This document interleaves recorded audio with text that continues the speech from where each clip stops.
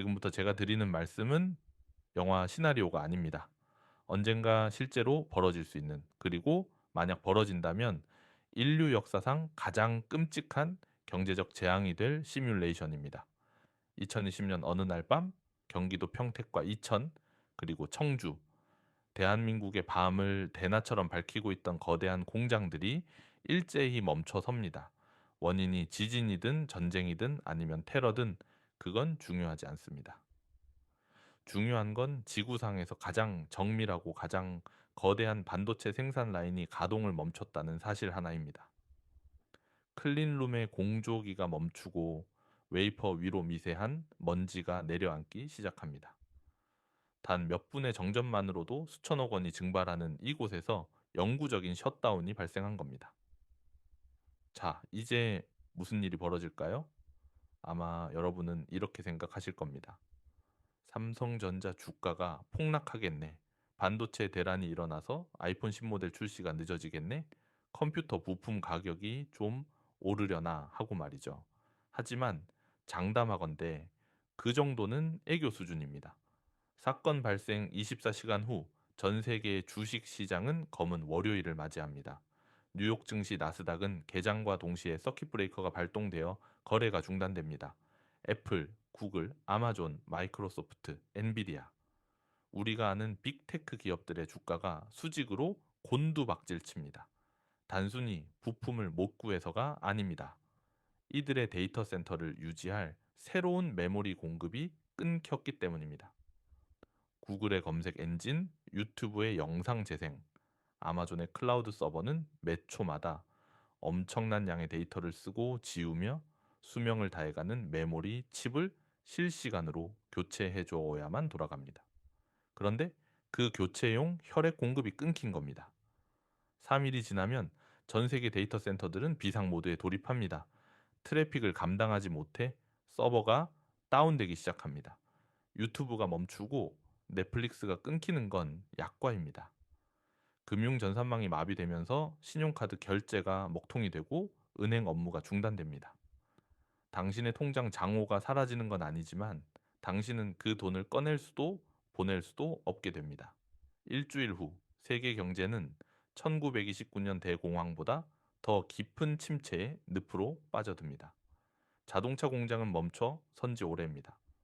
요즘 자동차는 바퀴 달린 컴퓨터나 마찬가지라서 반도체 없이는 시동조차 걸리지 않으니까요. 스마트폰, PC, 가전제품은 물론이고 미사일과 전투기를 만드는 방위 산업체까지 올스톱됩니다.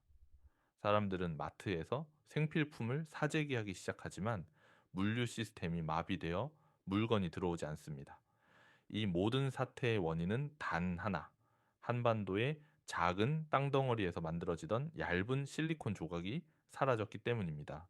이것이 바로 우리가 살고 있는 세상의 진짜 모습입니다. 우리는 대한민국이 그저 반도체를 좀 잘 만드는 나라, 수출을 많이 하는 나라 정도로만 생각합니다. 하지만 냉정하게 말해서 지금의 대한민국은 전 세계 디지털 문명의 생명 유지 장치를 쥐고 있는 나라입니다. 오늘 미래경제에서는 한국의 반도체 공장이 멈추면 전 세계 GDP가 멈춘다는 이 소름 돋는 명제가 과연 과장인지 아니면 불편한 진실인지 아주 깊숙이 파고들어 보려 합니다. 그리고 왜 미국 대통령이 한국에 오자마자 청와대가 아닌 평택 공장으로 달려갔는지 그 지정학적 미스터리까지 풀어드리겠습니다. 구독과 좋아요 부탁드리겠습니다. 오늘 하루도 행운이 가득하게 기원합니다. 우리는 흔히 4차 산업혁명의 쌀이 반도체라고 말합니다. 하지만 저는 이 표현이 조금 부족하다고 생각합니다. 쌀은 없으면 빵을 먹으면 됩니다. 대체제가 있죠? 하지만 한국이 생산하는 메모리 반도체는 대체제가 없습니다. 쌀이 아니라 공기나 물에 가깝습니다. 특히 메모리 반도체 시장에서 한국 기업들의 점유율은 압도적이라는 말로는 부족할 정도입니다. 삼성전자와 SK 하이닉스 두 회사가 전 세계 디램 시장에서 차지하는 비중은 무려 70%가 넘습니다. 70%. 이게 감이 잘 안 오실 수도 있는데 석유 수출 기구인 오펙이 전 세계 원유 공급량의 40% 정도를 통제하면서 세계 경제를 쥐락펴락했던 걸 떠올려 보세요. 그런데 한 국가가 특정 필수 자원의 70%를 장악하고 있다? 이건 경제학 교과서에 나오는 독점을 넘어서 사실상 전 세계의 목덜미를 쥐고 있는 것이나 다름없습니다. 많은 분들이 대만의 TSMC 이야기를 합니다. 시스템 반도체, 즉 컴퓨터의 두뇌를 만드는 파운드리 분야의 절대 강자죠. TSMC가 멈추면 전 세계가 멈춘다는 실리콘 방패 이론의 주인공이기도 합니다. 하지만 뇌가 아무리 좋아도 기억을 하지 못하면 그 뇌는 아무짝에도 쓸모가 없습니다. TSMC가 만드는 칩의 연산을 담당하는 뇌라면 한국이 만드는 메모리 칩은 기억을 담당하는 해마입니다. 한국의 공장이 멈춘다는 건 인류 문명이 집단적으로 디지털 치매에 걸린다는 뜻과 같습니다. 기억하지 못하는 인공지능, 저장되지 않는 빅데이터가 무슨 소용이 있겠습니까? 그래서 전문가들은 한국과 대만을 묶어서 자유진영의 반도체 동맹이라고 부르지만 사실 그 내막을 들여다보면 이 두 나라는 서로 다른 종류의 인질극을 벌이고 있는 셈입니다. 전 세계를 상대로 말이죠. 그런데 여기서 정말 흥미로운 의문이 생깁니다. 도대체 어쩌다가 자원 하나 없는 이 조그만 나라가 21세기 가장 중요한 전략 물자의 생산 기지가 된 걸까요? 미국도 일본도 유럽도 있는데 왜 하필 한국일까요? 1980년대까지만 해도 반도체 시장의 절대 강자는 일본이었습니다. 미국이 반도체를 발명했지만 꽃을 피운 건 일본이었죠. 당시 일본 기업들의 위세는 대단했습니다. 실리콘밸리의 인텔조차 일본의 저가 공세와 품질에 밀려 메모리 사업을 포기했을 정도였으니까요. 그런데 지금 일본 반도체는 어떻게 됐습니까? 완전히 몰락했습니다. 그리고 그 빈자리를 후발주자였던 한국이 차지했죠. 이것은 단순히 기술력이 좋아서 혹은 운이 좋아서가 아닙니다. 여기에는 목숨을 건 치킨 게임의 역사가 숨어 있습니다. 치킨 게임. 두 대의 자동차가 마주보고 서로를 향해 돌진합니다. 먼저 핸들을 꺾는 사람이 겁쟁이, 즉 치킨이 되어지는 게임입니다. 핸들을 꺾지 않고 끝까지 버티면 승자가 되지만 둘 다 꺾지 않으면 둘 다 죽습니다.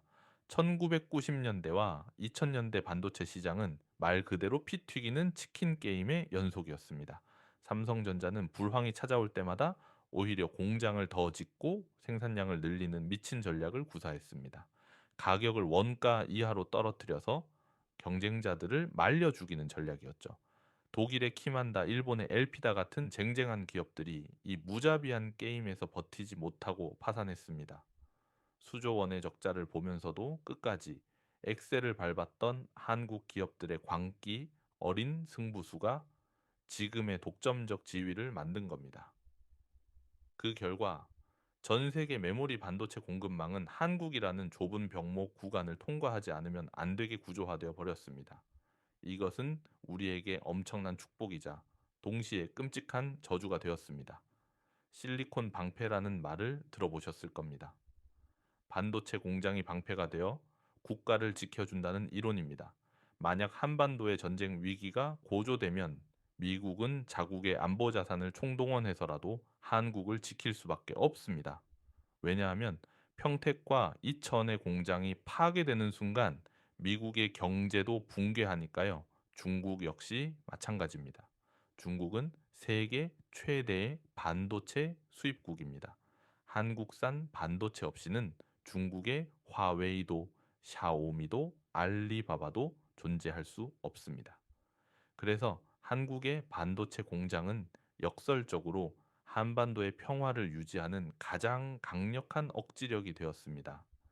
핵무기보다 더 강력한 경제적 핵폭탄인 셈이죠. 하지만 반대로 생각해 보면 어떨까요? 만약 누군가가 전 세계를 마비시키고 싶다면 굳이 뉴욕이나 런던의 폭탄을 떨어뜨릴 필요가 없습니다. 그저 경기도에 송전탑 몇 개만 끊어버리면 됩니다. 한국의 반도체 공장은 전 세계 테러리스트들과 적성국들의 1순위 타깃이 될 수도 있다는 뜻입니다.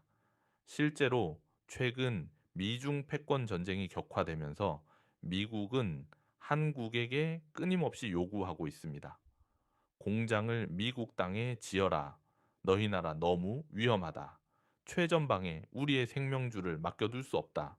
이것이 바로 최근 삼성과 SK가 미국 텍사스와 주 곳곳에 천문학적인 돈을 들여 공장을 짓고 있는 진짜 이유입니다. 이것은 단순한 투자가 아니라 일종의 보험 가입이자 인질 분산 작전입니다. 자, 이제 조금 더 피부에 와닿는 이야기를 해보겠습니다. 거시 경제나 주가 폭락 같은 이야기 말고 당장 내일 아침 여러분의 눈앞에 펼쳐질 현실 말입니다. 만약 한국의 반도체 생산 라인이 멈춘다면 여러분의 삶은 어떻게 바뀔까요? 가장 먼저 타격을 입는 건 여러분의 주머니 속에 있는 스마트폰이 아닙니다. 바로 여러분의 주차장에 있는 자동차입니다. 현대의 자동차는 기계의 장치가 아닙니다. 바퀴 달린 컴퓨터입니다.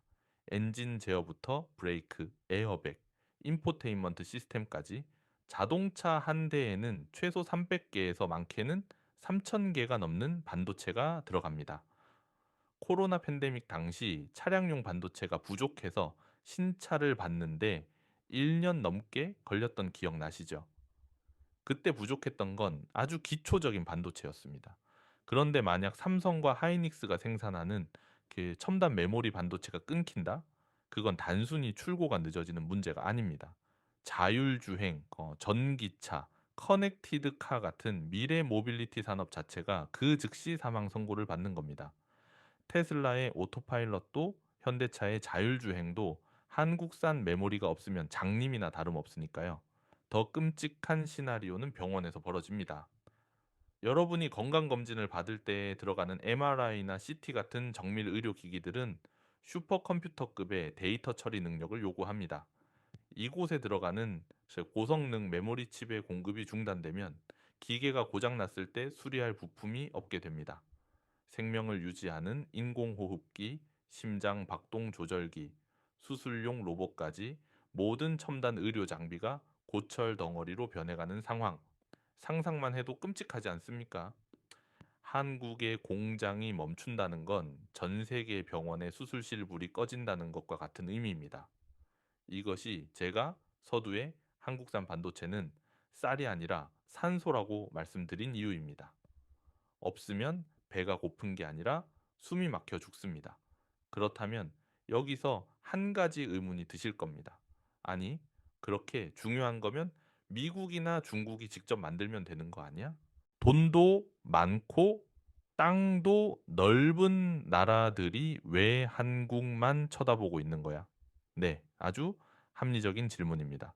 실제로 중국은 반도체의 굴기라는 이름으로 지난 10년 동안 수백조 원을 쏟아부었고 미국 역시 인텔을 앞세워 다시 제조업의 패권을 가져오려 하고 있습니다. 하지만 결론부터 말씀드리면 그건 돈을 쏟아붓는다고 되는 문제가 아닙니다. 반도체 제조 공정, 특히 한국이 주력으로 하는 초미세 공정은 인류가 도달한 기술의 정점, 아니 거의 예술의 경지에 가깝기 때문입니다. 나노미터라는 단어 들어보셨죠? 머리카락 굵기의 10만 분의 1 수준입니다. 지금 삼성전자가 만드는 반도체 회로의 선폭은 3 나노미터 수준입니다. 이게 얼마나 미세하냐면 지구상에서 달 표면에 있는 동전의 앞면과 뒷면을 구별하는 수준의 정밀도입니다. 이 공정을 수행하려면 네덜란드 ASML사가 만드는 EUV, 즉 극자외선 노광 장비가 필요한데 이 기계 한 대 가격만 2천억 원이 넘습니다. 돈이 있다고 살 수 있는 것도 아닙니다. 1년에 만들 수 있는 수량이 극히 제한적이라. 이재용 회장이 직접 네덜란드까지 날아가서 제발 우리에게 먼저 팔라고 읍소해야 겨우 구할 수 있는 귀한 몸이죠. 하지만 장비만 있다고 해결될까요? 천만에요. 가장 중요한 건 수율입니다. 웨이퍼 한 장에 1000개의 칩을 그렸는데 그중 900개가 불량품이고 100개만 정상이라면 그 공장은 문을 닫아야 합니다. 불량률을 0에 가깝게 만드는 것. 먼지 한 톨, 온도 0.1도의 변화. 진동 한 번에도 민감하게 반응하는 이 예민한 공정을 완벽하게 통제하는 노하우. 이것은 교과서에 나와 있지 않습니다. 지난 30년간 한국의 엔지니어들이 공장에서 밤을 새우며 컵라면으로 끼니를 때우고 시행착오를 겪으며 몸으로 체득한 암묵지입니다. 중국이 설계도를 훔쳐가고 한국의 퇴직 임원들을 연봉 5배 주고 스카우트 해가도 여전히 한국을 따라잡지 못하는 이유가 바로 여기에 있습니다. 이것은 과학이자 동시에 장인 정신의 영역이거든요. 돈으로 시간을 살 수는 없다는 말이 반도체 업계처럼 잘 어울리는 곳도 없습니다. 이런 상황이니 미국 입장에서는 속이 타들어 갑니다. 전 세계 패권을 쥐고 있는 자신들의 목덜미를 저 멀리 아시아의 작은 반도 국가가 쥐고 있으니까요.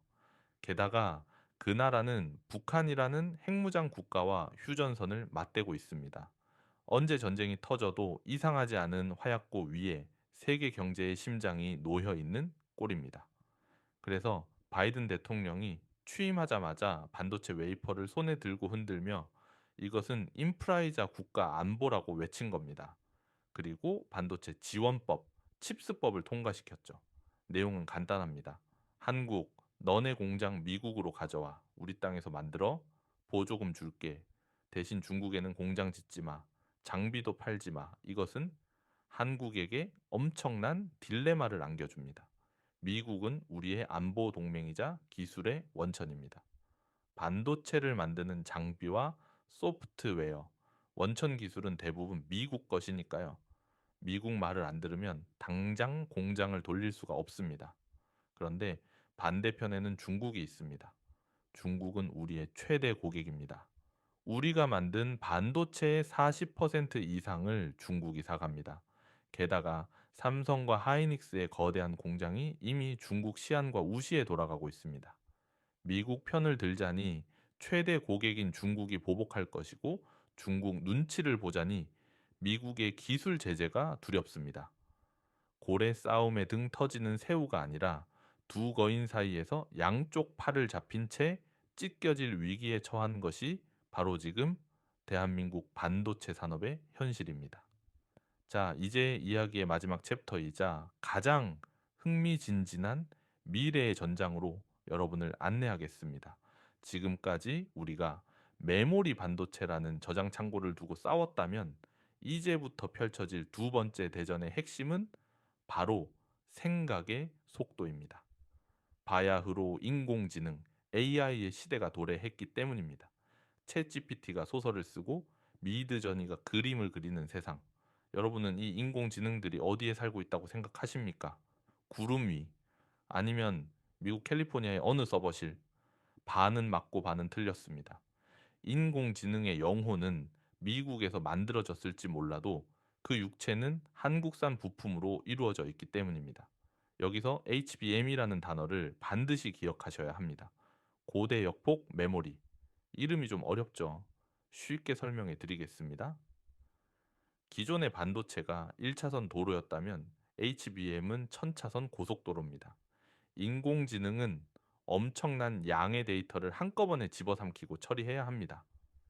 기존의 도로로는 턱없이 부족해서 병목 현상이 생깁니다. 그래서 한국의 엔지니어들은 기가 막힌 생각을 해냈습니다. 칩을 평면으로 깔지 말고 위로 쌓아보자. 아파트처럼 말이죠. 반도체 칩에 수천 개의 미세한 구멍을 뚫고 그걸 수직으로 쌓아 올려서 데이터가 이동하는 거리를 극단적으로 줄이고 속도를 높인 괴물 같은 반도체. 그게 바로 HBM입니다. 그런데 이 HBM 시장에서 아주 재밌는 반전 드라마가 쓰이고 있습니다. 만년 2등이라고 불리던 SK 하이닉스가 이 분야에서만큼은 거함 삼성전자를 제치고 세계 1위를 질주하고 있다는 사실입니다. SK 하이닉스는 10년 전 모두가 굳이 그렇게 비싸고 어려운 기술이 필요해? 라고 비웃을 때 묵묵히 HBM 연구에 올인했습니다. 그리고 AI 시대가 열리자마자 소위 대박을 터뜨렸습니다. 지금 전 세계 AI 칩 시장을 독점하고 있는 엔비디아의 젠슨 황 CEO가 SK 하이닉스에게 제발 물건 좀 더 달라고 사정하는 상황이 벌어지고 있는 겁니다. 엔비디아의 그 비싼 그래픽 카드도 한국산 HBM이 없으면 그냥 성능 좋은 계산기에 불과하니까요. 이거는 한국 반도체 생태계가 얼마나 치열하고 역동적인지를 보여주는 증거입니다. 1등 삼성이 잠시 방심하는 사이 2등 하이닉스가 치고 나가고 다시 삼성이 칼을 갈며 추격하는 이 건강한 긴장감이 한국을 세계 최강으로 만드는 원동력인 셈이죠. 하지만 기술만 좋다고 안심할 수는 없습니다. 내부에서 터져나오는 인구 절벽이라는 시한폭탄이 남아있으니까요. 공장을 돌릴 사람이 없어지는데 기술이 무슨 소용일까요? 그래서 삼성과 하이닉스는 지금 아주 은밀하고 거대한 실험을 진행 중입니다. 바로 사람 없는 공장, 완전 무인 자동화 팹을 만드는 것입니다. 반도체 공정에서 가장 큰 오염원은 역설적이게도 인간입니다. 인간의 호흡에서 나오는 수분, 피부에서 떨어지는 각질, 움직일 때 생기는 먼지, 나노 단위의 공정에서는 이 모든 것이 불량의 원인이 됩니다. 그래서 미래의 반도체 공장은 불이 꺼진 암흑 공장이 될 것입니다. 로봇은 조명이 필요 없으니까요. 어둠 속에서 수천 대의 웨이퍼 이송 로봇들이 소리 없이 움직이며 칩을 찍어내는 풍경. 마치 SF 영화의 한 장면 같지 않습니까? 이것은 인구 감소에 대응하는 생존 전략이자 수율을 극한으로 끌어올리기 위한 필연적인 선택입니다. 만약 한국이 이 무인 공장 시스템을 세계 최초로 완벽하게 구축한다면 우리는 인구 문제라는 약점을 극복하고 또 한 번의 초격차를 만들어낼 수 있을 겁니다. 자, 이제 결론을 맺을 시간입니다. 한국의 반도체 공장이 멈추면 전 세계가 멈춘다. 이 말은 이제 명백한 사실로 증명되었습니다. 우리는 기름 한 방울 나지 않는 나라에서 모래를 녹여 황금을 만드는 연금술을 부리고 있습니다. 그리고 그 연금술 덕분에 강대국들의 틈바구니에서 생존을 보장받고 있죠. 그것을 우리는 고슴도치 전략이라고 부를 수 있을 겁니다. 덩치는 작지만 누구든 우리를 건드리면 가시에 찔려 죽을 수 있다는 것을 보여주는 것. 그것이 바로 우리의 유일한 생존법입니다. 하지만 기억해야 합니다. 이 실리콘 방패는 영원 불멸의 금강불괴가 아닙니다. 미국은 끊임없이 방패를 뺏어가려 하고 중국은 짝퉁 방패를 만들려 하고 있습니다.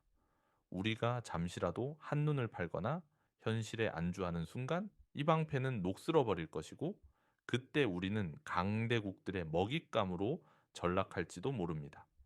삼성전자가 무너지고 하이닉스가 멈추는 날, 그것은 단순히 대기업의 위기가 아니라 대한민국이라는 국가 시스템의 붕괴를 의미합니다. 지금 이 순간에도 평택과 이천의 밤은 낮보다 밝습니다. 수만 명의 엔지니어들이 0.1 나노의 한계를 돌파하기 위해 자신들의 청춘을 갈아넣고 있습니다. 어쩌면 그들이야말로 총 한 자루 들지 않고 이 나라를 지키고 있는 현대판 애국지사들이 아닐까요? 우리가 그들에게 보내야 할 것은 맹목적인 비난이나 무관심이 아니라 뜨거운 응원과 존경이어야 합니다. 반도체는 차가운 기계 부품이지만 그것을 만드는 것은 결국 뜨거운 사람의 심장이기 때문입니다. 언젠가 먼 훗날 역사가들은 21세기의 대한민국을 이렇게 기록할지도 모릅니다. 가장 작은 칩으로 가장 거대한 세계를 움직였던 나라라고 말이죠. 그 자랑스러운 역사가 계속될 수 있기를 바라며 오늘 이야기를 마칩니다.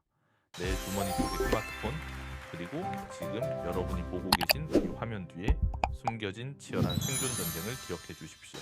지금까지 미래경제였습니다. 감사합니다.